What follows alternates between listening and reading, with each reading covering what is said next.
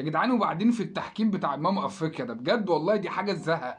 يعني اديني عقلك انت، ازاي دور ال 32 ما فيهوش فار؟ يعني يخرب بيت الفقر اللي القاره دي فيه. طبعا ماتش خلص بشق الانفس يعني الحمد لله، وشكلها كده هتبقى العاده اللي احنا دايما الاهلي كده بنكسب بطلوع الروح. يعني انت ليه تخليني العب 80 دقيقه 75 دقيقه ناقص؟ ليه تضيع المتعه يا جدع؟ بجد والله انت لخبطت كل حاجه وخليتنا نتفرج على حاجه مش حلوه.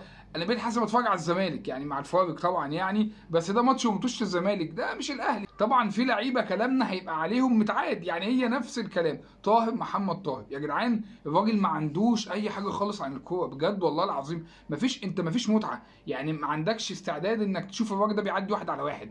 مفيش عرضيات، مفيش شوط، مفيش حاجه يا جدعان خالص يا جدعان. وبرضه نيجي نفس الفكره لعمر كمال عبد الواحد، مع كامل احترامنا للجون اللي انت جبته، جون ظريف وجميل وكل حاجه، ما ينفعش يا جدعان. اللعيبه دي ما ينفعش تبقى في الاهلي اكتر من كده، ده ظلم ليهم ولينا والله العظيم ثلاثه. اللي احنا نتفرج على المستويات دي داخل الاهلي مفيش يا جدعان، مفيش طعم. عارف انت مش مستمتع، كوره تحت رجله احنا دايما بنرجع لورا، مفيش حلول، مفيش فرديات، مفيش مهارات، مفيش كده بعد نظر، مفيش يا جدعان خالص. مش هتكسف ان انا اقول يا جماعه بجد في لعيبه في الاهلي كورتهم تسد النفس. انا مش حابب يا جدعان اتفرج على الكوره دي خالص يعني انت بتطلع من دول 32 بصعوبه ماشي، ما قلناش حاجه من فريق يعني واخد مثلا الاول الدوري السنه اللي فاتت برضه، بس فرقه برضه ضعيفه، بس انت ادائك برضه مش احسن حاجه. الطرد اثر، طبعا اثر. عجبني برضه يستروب انه صاحي معاك على الخط وبيعترض ويوجه الحكام وبتاع. في حكام بتبقى عايزه النوع ده من الضغط، رغم ان الراجل ما بيعترضش برضه على، لا في حاجات لازم الاوت يبقى ليك يقول لك عليك، فاول يقول لك لا. الراجل حتى بتاع الرايه الكورنر نيله يقول علينا ايه يا جدعان؟ في ايه يا جدعان؟ مش ممكن.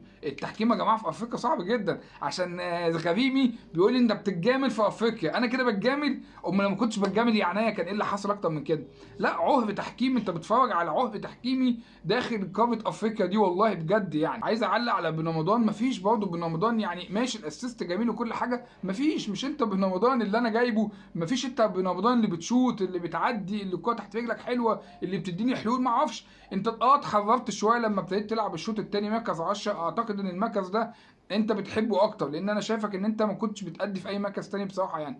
مغيب خالص يا معلم. انت مالك يا حبيب قلبي؟ في صوت، في قسط الكومباوند مش عاجبك، مصاريف مدارس، ايه عندك يعني؟ ايه عندك بتلعب في الاهلي وعندك مشاكل يا جدع؟ ده يعني ما يعني ده العضو اللي في الاهلي ما عندوش مشاكل، انت لاعب جوه الاهلي ومحترف وكل الحاجات دي عندك وعندك مشاكل؟ ازاي مشاكلك في ايه يعني؟ انت في الملعب تفكر في ايه بجد والله العظيم؟ ما تديني يا اخي، اديني بقى. مش بتاخد؟ ما تديني بقى. عايز اتفرج على متعه يا اخي، ده انا كنت مستنيك بقالي كتير. مش انت خالص بن رمضان، مع كامل احترامي انت ما جيتش معانا من كاس العالم برضه. كوكا برضه، عيد وزيد في كوكا برضه. خلاص بقى يا عم بقى، نزل لنا الراجل بقى شكري بقى، خلاص ما جالك بقى شكري. ابعدنا بقى عن كوكا شويه ده بقى، خلي الراجل يقعد في مكانه. حلو اللي انت بتديله، بس اديله اكتر. بدل ما تنزله في الدقيقه 80 نزله يا عم في الدقيقه 65، نزله يا عم الشوط الاول ياخده من اوله. عايز اتفرج يا عم على الباك الشمال اللي انا جايبه اصلا شمال. كفايانا كوكا بقى. كوكا مفيش برضه خالص يا جماعه، مفيش رفعات، مفيش حتى بينيات، مفيش حاجات حلوه انت شايفها في كوكا خالص. الراجل النهارده برضه عنده كام تمريره غلط كانت هتروح عليك برضه بخطوره. مفيش يا جماعه. في لعيبه كده انا اول ما شفتهم يعني بيكهام. ليه انت بتعمل معايا كده ليه يعني؟ انت عايز ايه يا عم؟ بتجربهم انا عارف، بس اكيد انت عندك فيدباك يعني، انت حقك تشوف اللعيبه دي في الملعب. بس خلاص في لعيبه انت مش محتاج تشوفها في الملعب زي قفشه. خلاص انا اكيد حد قال لك يعني معنى ان انت تجرب كل الناس دي وسايب قفشه، يعني انت خلاص عارف ان الراجل ده مشطب كوره.